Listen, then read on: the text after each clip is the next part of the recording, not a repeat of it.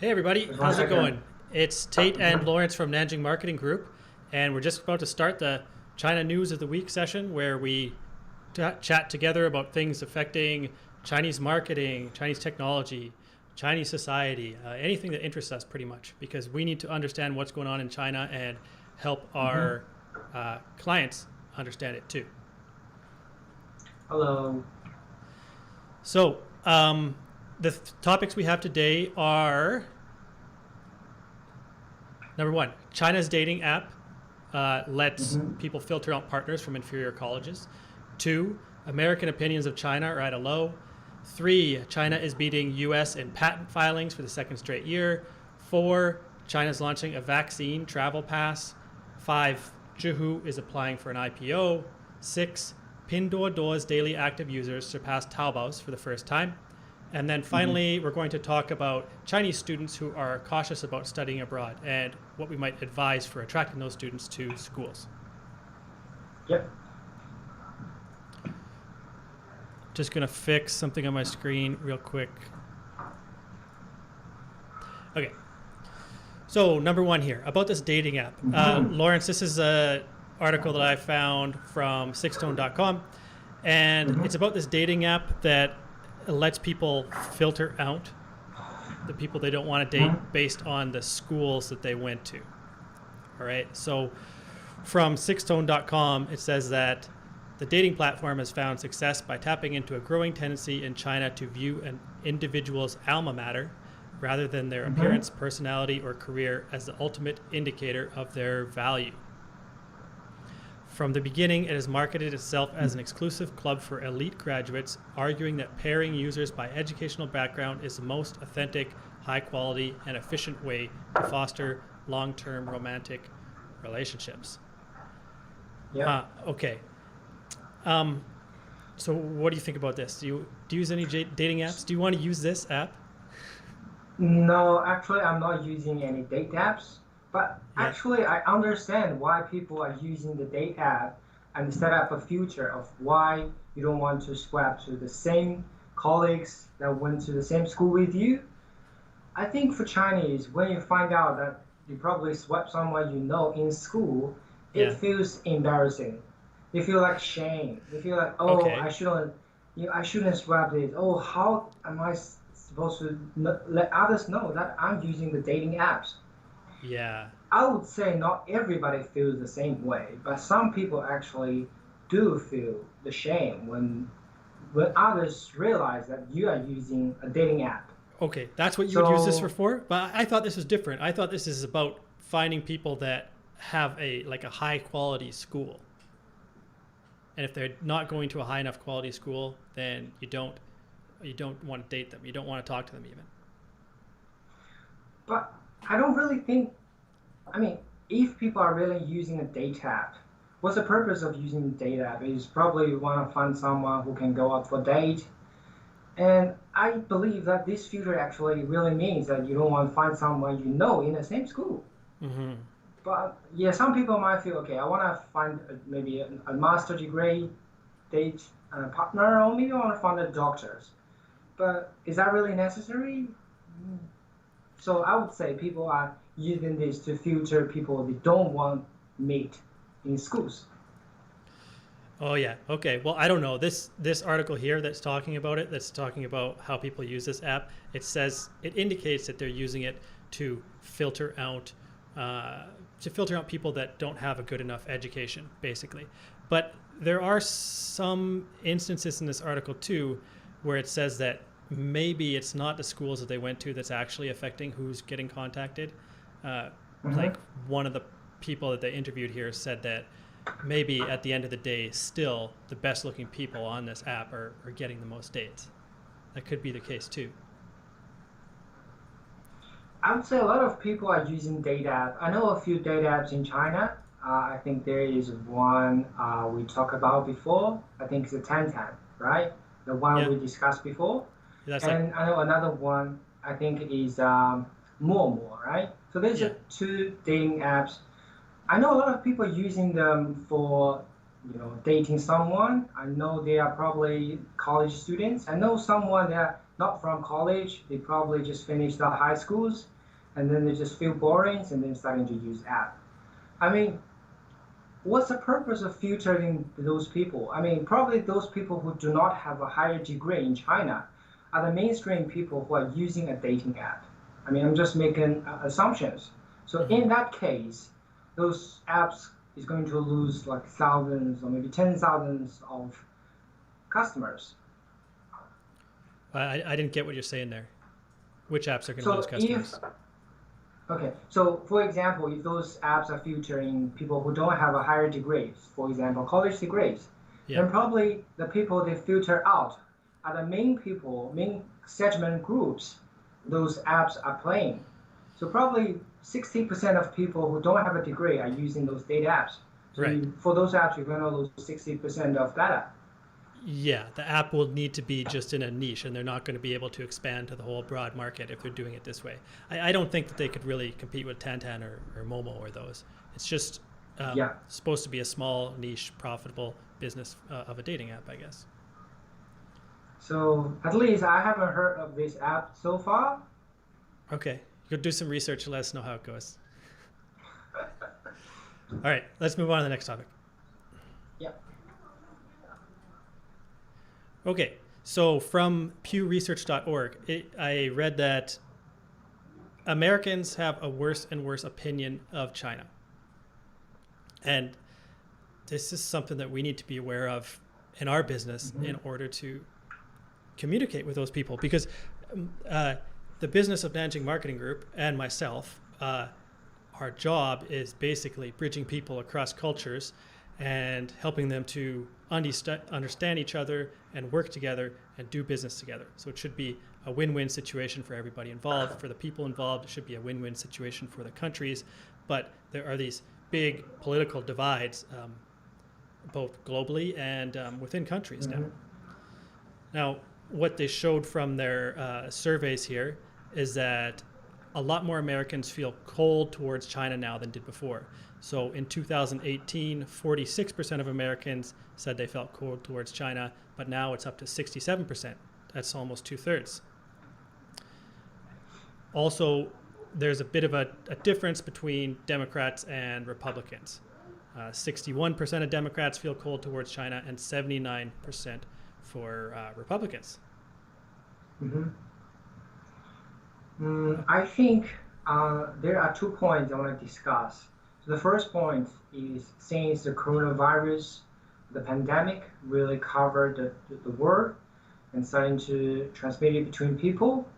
And since Donald Trump called the virus as China virus, a lot of Americans believe that this is China's fault to make them losing the jobs, maybe getting bankrupt. And the second point is among all those countries that has been impacted by COVID-19, China might be the only one or a few countries that has less impact. So at 2020, we have seen China's economic growth and trading growth has rapidly increased. But all other countries are suffering from COVID-19. So probably they're jealous, I would say. Maybe. I wasn't thinking they're jealous. I was thinking that they get a lot of messaging from certain people in USA that a lot of problems come from China. And there are legitimate problems in China too.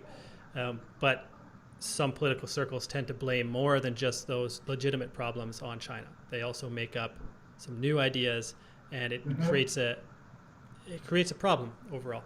It makes it a bit harder for us to do business because we might be missing out on people who could be making a ton of money by doing business in China, but are choosing not to because they don't understand China very well. And here, let me show you some more here. I'll show you these new platforms that I'm testing out. In USA and the West in general, there are a bunch of new social platforms that are coming out, and they some of them want to be more free speech. Some of them offer better privacy or security, but a lot of the users that are on them now are not really representative of the whole population in USA or other places, but they're more right wing. And I'm testing these out. So I created a profile on several of these platforms, and I'll leave my links down there below for people to follow me. As far as I can tell, on two of these platforms, Gab and Parler, I'm the most left-wing person I've seen on this site. I don't see any other people from Canada or USA that seem to be socially left-leaning that are on these platforms. But I want to go on there anyway because I want to share some interesting stuff about China, just like I do in our blog, our podcast, our other social media, our YouTube, etc. I want to go in there and share some stuff to help people learn more about China and get some followers and help bridge these gaps. And also I'm just interested in testing these platforms from a marketing point of view, because whenever some new tools come out, I want to use it. So I'm going to be trying these for at least, well, I would say at least 2 months. I'll just keep posting the regular kind of stuff that I'm posting elsewhere, that I'm putting on Twitter and LinkedIn, and post it on here too, see if I can generate some conversation and some interest. What do you think will happen? I think probably someone is going to ask you maybe next week or this week. They will say, they probably ask you some political questions or your opinion towards to a certain topic, and then probably you will have a conversation, or you probably left in comments in there, and they will ask one question: have you been to China? Do you know that for sure? How do you know that? I think one point you mentioned earlier was quite important, is a lot of people living in Western don't really know what's really going on in China. So they knew everything from medias, from blogs, from YouTube, but they have never been to China before. So I really wanted to say something to those people who have different ideas to China. If you think that we're doing something bad, or you really hate us, you don't like us, you feel cold to us, maybe you come to China, you visit us, like maybe Shanghai, Beijing, or Guangzhou, wherever. Just go to somewhere and experience, maybe you feel different.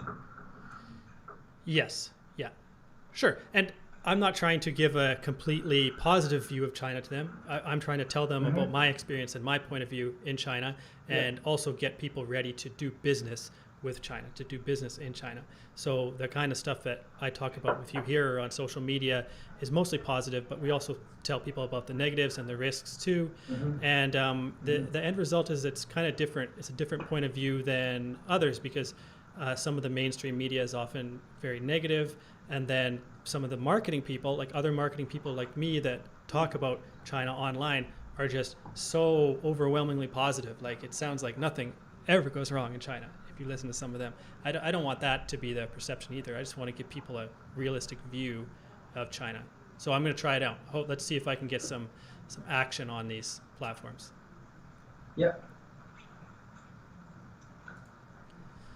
Next up, China has beaten USA in patent filings for the second straight year. This is an article from CaixinGlobal.com, and it says that China has captured the top spot in 2020 among international patent applications for the second consecutive year. Chinese applicants submitted 69,000 patent requests last year, up 16% from 2019 despite the coronavirus pandemic. So that's pretty good, right? Yeah, and that's actually a lot of increase. Yeah. Huawei was the biggest one. It's a top applicant for the fourth straight year. And the U.S. remained in second place, with filings increasing 3% to 59,000. I don't think that these numbers can really help us gauge which place is more innovative, or like overall it doesn't really innovative. It's just one metric, the number of patent applications. And I've seen some people debate the metrics and stuff about, maybe the number of applications in China is high because they are doing a lot of applications that are not really that valuable or revolutionary, but they're just being pushed to do these applications. That could be the case, but still, from our experience on the ground, we know that China is a very innovative place, especially in some tech industries like e-commerce and the whole internet industry. China is a very innovative place. and anybody that's doing business in China should expect to go up against competitors that are strong and hardworking and innovative. Yeah. Actually, that reminds me of one thing. So back to probably 2010, the innovation of the touching screen has been innovated for more than probably 10 or 15 years, but no companies are really using them. We're still using like Nokia or Samsung, the old cell phones. But at probably 2011 or 2012, the iPhone 4 came out, and that really changed the whole mobile phone industry and the whole world, like bring us from 3G to 4Gs. And that innovation, that pattern has been requested more than 15 years ago. So I would say we really don't know which new pattern request or which new tech actually maybe the human change stuff has been just created and we don't know yet. Maybe some business will just find out. Maybe tomorrow they say, okay, we found something cool and this is gonna be a, game-changing stuff. What are you saying here? You're saying that a lot of the innovation came along with the like mobile revolution, and now you expect that it's going to change to something else soon? No, I'm saying the innovation has been something cool, some cool technology has been invented, but no one is using them. And maybe after probably a couple of months, some business or companies will find, okay, this technology might be the one I need for my product. And this product could be a game-changing product. Okay. Yeah. So some of these, this activity that's going on with innovation, with patents, is not even reflected in the market yet, or in the just a general environment in China. But it will become more clear as we move forward, right? Yes, that's true. Okay. Let's move on to this one here. This is one you sent to me, Lawrence, and it is about these travel passports, something to do with vaccines on the passports or some kind of documentation. What is it exactly? Yep. So this is actually international traveling health pass. So what this really does is you have a QR code. Actually, you can scan with your WeChat or maybe scan with your Alipay. And then once you scan them, you will just need to put in your information, like your passport numbers and who you are. Then the system will automatically have information about, have you got a result of new salicylic acid test? Have you vaccinated with any COVID-19? If you do, when did you do it? And where did you do it? So it has all the information about COVID-19. So I think these will really help for the traveling between countries. But who's going to use this certificate? It's used when you travel from China to somewhere else, or into China, or what? I think this one will be used for everyone who travel from China or travel to China. Because I think probably China will work with other company or other countries. Then probably they will release the same QR code, where probably one day you will find this code in Canada, and all you have to do is just scan the code. They prove, okay, this is Tait from Canada, from Edmonton, and then it shows your name, shows your result. You have did a COVID test, and you have been vaccinated. Then you're free to come to China. Then you don't really have to be quarantined probably for 14 days, maybe just quarantine for 2 or 3 days. You mean if you have this card that shows you have been vaccinated, you would still need to be quarantined? Still need to be quarantined? That doesn't sound good. Maybe they will just quarantine for a few days, but maybe not. I think we will say from once maybe Canada or other country will cooperate with China for this international travel health certificate. Yeah. I can imagine that dating site we're talking about, or one of those dating sites, is going to have some certificate like this that is about sexually transmitted diseases. Or could it be non-sexually transmitted diseases, just other diseases, so that people can filter out their potential partners based on that. I mean, I guess I have mixed feelings about this. I could see how this is a good thing for society overall. I could see how this is helpful. It helps prevent diseases from spreading around. But it's also, I don't know. It seems That like is someone's that own is so private hard. business. Yeah, what you just mentioned is just is I think it's impossible. You're gonna collect like billions of billions information from every individual. You want to know what disease you have, what disease you don't have. And this certificate we're talking about is only for traveling, for people who are traveling from countries to Yeah, countries. But yeah, why do you need a certificate to prove that you have like a certain disease? It's none of your business. Who cares? Nobody. yeah, yeah. But I could just see this being expanded to include other diseases, or I don't know what else might be included there. I think this might also be used in the future if we have another disease that is highly transmitted to Mm, others. Maybe we mm, can use this one more time. yeah. All right, let's move on. Next topic here. Sure. From protocol.com, they mentioned that Zhihu is going to have an IPO. At least they applied to have one. Yeah. Now, Zhihu is a Q&A platform. It's a lot like Quora. People just go on there and they ask questions. Other people answer the questions, and the answers are voted up or down. It helps users of the site find just correct information about anything that they want to know about. A lot of the users on Zhihu are quite well educated. I think that it has a really good community on there. I think that they're also generally quite positive, and I don't know. I just feel nice when I'm using Zhihu. Yeah. Actually, let's not look at the article. Let's just look at the Zhihu site while we talk about it. But so they're going to have an IPO, and I think that this platform's great. And if I was investing in stocks or something, not giving you or others financial advice, but if I was, this would be one that I would invest in, I guess. Um, Actually, I have one question. Why people are actually investing in platforms like Zhihu? This is actually a QA platform where people ask or answer questions. But once all the investing comes into Zhihu, will there be a huge change in terms how those features are in the future Yeah, once right. they complete the IPO? I hope it won't make that many changes. At least I hope it doesn't get too mainstream. Because the thing that's good about Zhihu is that you can find very authoritative answers on there. And it has a nice community.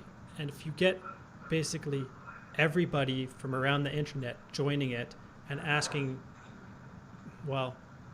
kind of dumb questions or pop culture questions or questions that are just about causing some drama, then it won't be as useful for me. Like, I won't enjoy it as much as a user.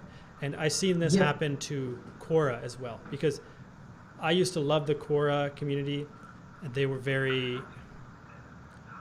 I just felt like a great place to ask questions and get great answers. And then later, it just got full of trolls, and somehow the algorithm was changed or evolved over time, or maybe it was even the content that evolved, and I would just get lower and lower quality content on there. For I feel the example, same way. I'm using Zhihu as well. you feel like the content quality is already dropping, do you? Yes, because Mm-hmm. I'm a heavy user on Zhihu. I started to use Zhihu from probably 2014. That's the year I started my university. And at that time, probably the first year and the second year, I felt like Zhihu is a place where I learned a lot of new stuff. And a lot of answers are very high quality, the Yeah. perspective or point of views. But now I really think the algorithm has changed. I really see a lot of stupid questions. They ask like assumptions. What if Kobe can live longer? Would he surpass like Michael Jordan? I mean, that's just like a stupid question. Okay. Yeah, like hypothetical questions. They could be interesting, but they're not really Helpful. helping you improve your mind or your understanding of the world Yeah. overall. They're just catchy. But I haven't seen that enter into my Zhihu feed yet. My Zhihu feed has been pretty good overall, a lot better than my Quora feed, anyways. And I hope it stays that way. Anyways, we'll continue to use Zhihu for marketing a lot, Yeah. for our B2B projects, for our education projects too, because the kind of things that we're selling usually are high value, complex items, products and services, Mm-hmm. and the people that will buy those will do their research, and they'll go and they'll search on Baidu, and they'll look on Zhihu, and they'll check the WeChat and website, and they'll check all sorts of places and really fill their mind with tons of knowledge on the topic. So that's a great place for companies like us to do marketing. Yeah, just in case somebody doesn't know what I'm talking about, like maybe we're selling a say a software product that helps people set up residential proxies. It's kind of complex to understand, but it's a technical thing, and the people that are looking to buy that will go on a place like Zhihu, and they will spend time reading questions and reading answers to get all the information that they need. You think I explained it well enough, Lawrence? I think I'm probably too complicated for others, but I get it. Yeah. Okay. So if you have a question with that point, maybe for the viewers, you probably want to rewind a little bit and then watch twice. Then you'll get what it's really trying to say. Yeah. Or I have a tour of Zhihu too. I could leave a link to that so that people can see that. All right, 2 more topics to go. From jingdaily.com, they said that Pinduoduo. Oh, it's sireny there for you, Lawrence. Yes, I think it's the ambulance outside.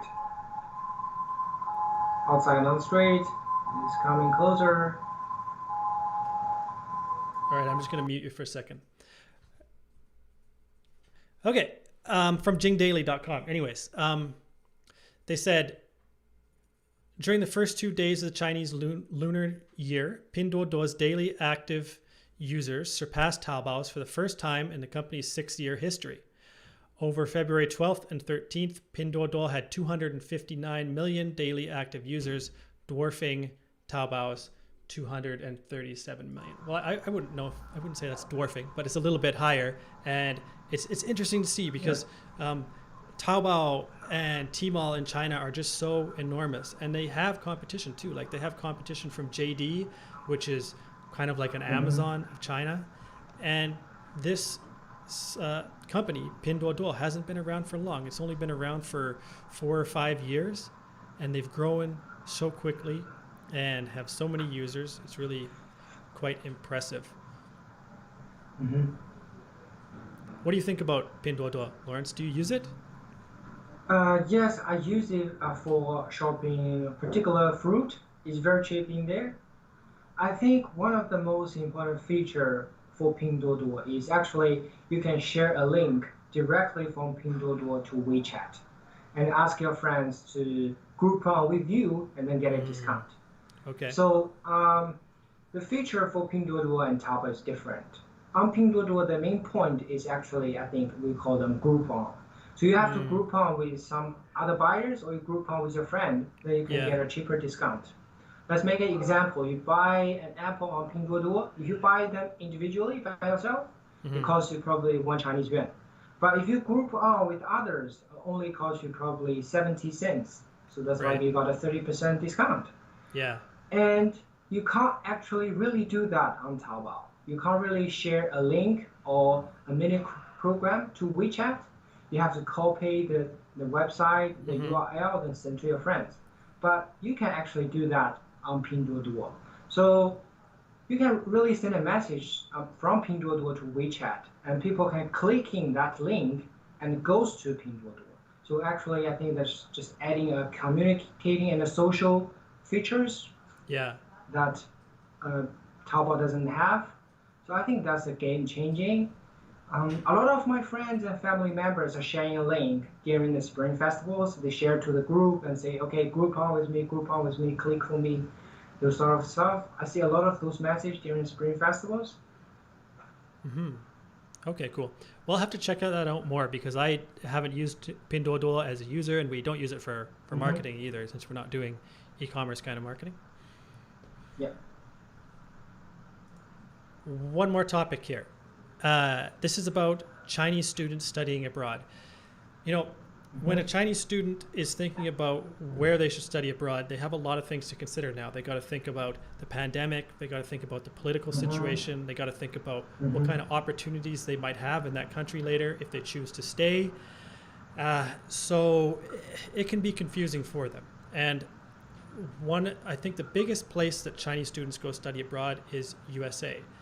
And the number of students that have been studying in USA has still gone up. It's still growing. It's just growing a bit slower. So like this article here from Yahoo, it says that the growth in the number of Chinese students studying in the US plunged to less than 1% last year. I feel like they're using a bit of a exaggerative phrase there. A plunge. It's still growing. Yeah. It's still growing, even in a pandemic, even in the era of Trump. It's still growing. So that's good.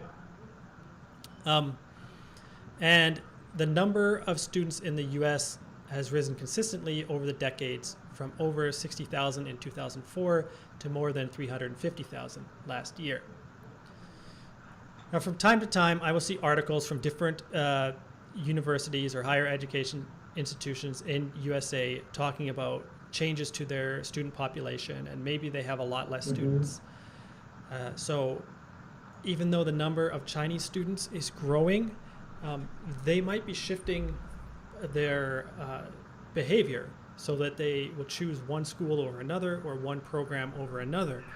And as marketers that work in education, we know that the schools that are going to win will be the ones that are more friendly and open to Chinese students. Now, listeners might not know, but Nanjing Marketing Group is broken into two areas basically, and there's two teams that do B2B marketing, and Lawrence is on that, and there's two teams that do education marketing. He's not on that team, so when we're talking about education, usually I'm telling him some things about what's going on in that area. Anyways, imagine a Chinese student, and they're thinking about going to USA to study, and they heard that there's some racism in USA against Asian people, or they heard that they might not be able to get a visa to continue studying a few years down the road, or maybe not even a visa now, or they heard that it's dangerous in USA and there's lots of guns. There's a lot of things that they've heard, a lot of risks. So they might be apprehensive about going to a school there, even though they want to go. They want to go study. They want to get a good education. They want to get an American education. So from a marketing point of view, we have to make them comfortable. We want to create, for schools need to create a website in Chinese, or at least a part of the website. They need to create a WeChat account in Chinese. And they need to get out there and show Chinese students, for one, here's all the information that you need. Here's the different articles that help assuage your fears about this or that. And also just give them a feeling that, hey, Chinese students, we welcome you here. We welcome you here. We're showing it by creating this Chinese content for you, and we hope that you come to our school. And those schools will win more business from Chinese students. Yeah, that is correct. I think one thing for sure is those schools really need to create a sort of atmosphere that they welcome Chinese students. And for some topics like the gunshot, school safe, they really need to write some articles or blogs to prove the school or the campus is safe, and the school has new policies or restrictions to others to make sure the Chinese students are safe to study. Because safe is always priority for the Chinese parents. When they consider kids to go to university, they don't want their kids gunshotted. They want them to be safe at least. Yeah, totally. All right, well, this wraps it up for this week. Thanks to any listeners or anybody watching on YouTube. I'm glad to have you around. If you have any comments or you want to let us know what you would like us to talk about, just let us know at newsletter@nanjingmarketinggroup.com, and I will leave the links for everything we've mentioned in the descriptions for YouTube and the podcast below. Thanks. See you next week. See you next week. Bye bye.